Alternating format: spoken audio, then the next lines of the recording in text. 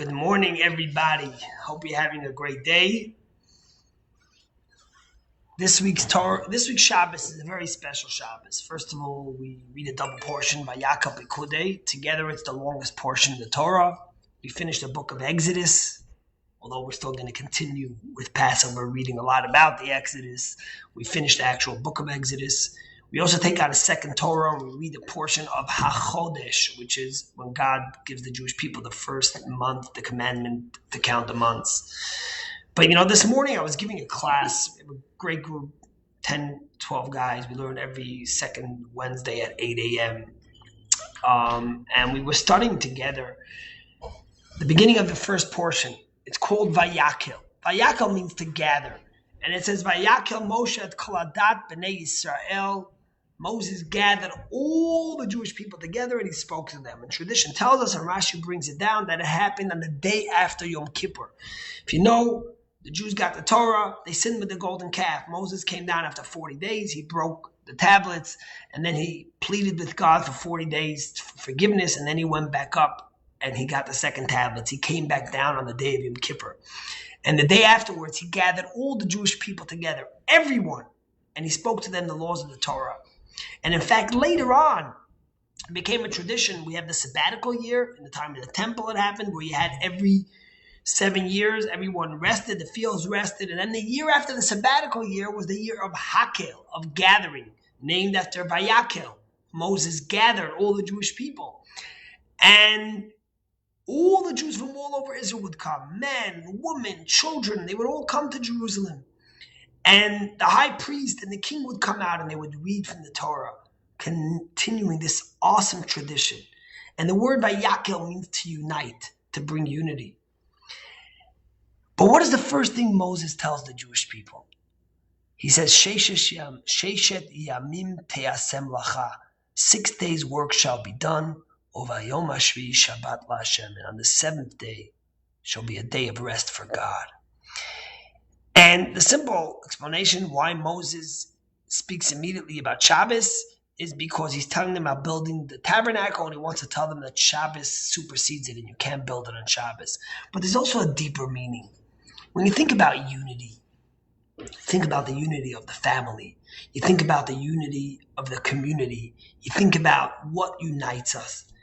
And Shabbos is that secret ingredient. Achad Ha'am, the famous Israeli poet, and I mentioned it before, he says Shabbos has kept the Jewish people more than the Jewish people have kept Shabbos. And I think about what Shabbos does to us as a unit. Ironically, Moses uses the word, Sheshet Yamim, 6 days work shall be done. He doesn't say you shall work. In fact, there is a biblical commandment from here that we learn that you have to work. You got to get out there and make a living. You can't just sit and be on welfare all your life. Heaven forbid, there are people, unfortunately, who can't find a job, and that's why we have a welfare system.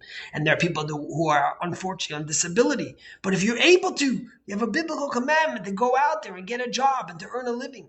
But he uses the word, work shall be done, not you shall work. And the rabbis say because, you got to work. You got to make a living. But where do you want to be? Do you work 6 days in order to rest on Shabbos and come home to your family? Or do you rest on Shabbos to get strength to go back to work? When you're sitting at your Shabbos dinner table with your family, are you thinking about your next business deal? Or when you're sitting at your business deal with your partners and the club and having scotch, are you thinking about when can I be home with my family? And the same is true about spirituality and Judaism. We got to work. You got to make a living. You got to tend to the world. But what are you really wanting to do? And there's no greater unity for family and community than Shabbos.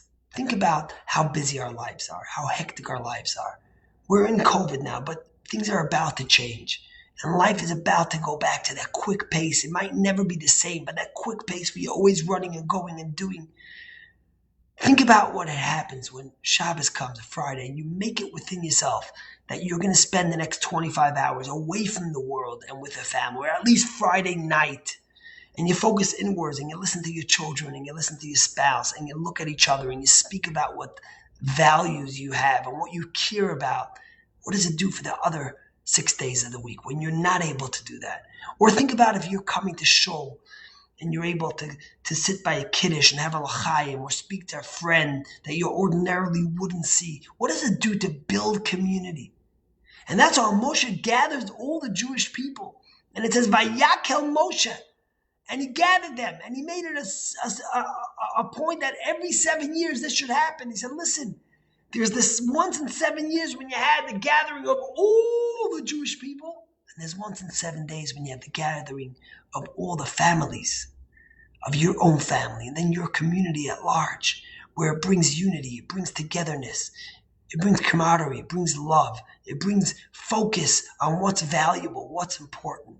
So I encourage you that as we get out of this lockdown and as we go back to going to restaurants and to parties and to work and to after school, activities with our children, don't forget about Shabbos and what it does to the unity of us as a people, the unity of us as a family. And I encourage you, if you've never kept Shabbos, try even on Friday night, from when you light Shabbos candles in the right time, to make a few hours where you block out the outside world, where you disconnect from your phone and you focus inward on your family. And hopefully we're able to bring that unity through Shabbos, and that unity should bring Shabbos together, and we should be able to have tranquility and a spiritual oasis, which we also desperately need. Have a great day.